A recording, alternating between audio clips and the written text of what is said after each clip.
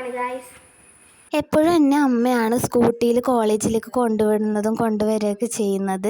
ഇന്ന് മഴ വരാൻ ചെറിയൊരു സാധ്യത കാണുന്നതുകൊണ്ട് വഴിക്ക് വെച്ചിട്ട് മഴ നനഞ്ഞ് ആകെ അലമ്പാവണ്ടെന്ന് വിചാരിച്ചിട്ട് കാറിൽ പോകാമെന്ന് വിചാരിച്ചു. അങ്ങനെ അമ്മ കാറ് എടുക്കുന്നത് നോക്കി ഞാൻ അങ്ങനെ നിൽക്കുന്നുണ്ടായിരുന്നു. അങ്ങനെ ഞാൻ കാറിൽ കയറി.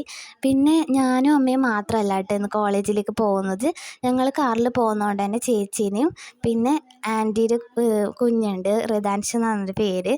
അപ്പോൾ അവർ രണ്ടാളെയും കൂടെ കൂട്ടി അങ്ങനെ നമ്മൾ അടിച്ച് പൊളിച്ച് പാട്ടെല്ലാം കേട്ടിട്ട് ആസ്വദിച്ചിട്ട് കാഴ്ചകളെല്ലാം കണ്ടുകൊണ്ട് കോളേജിലേക്ക് പോവാണ് കേട്ടോ.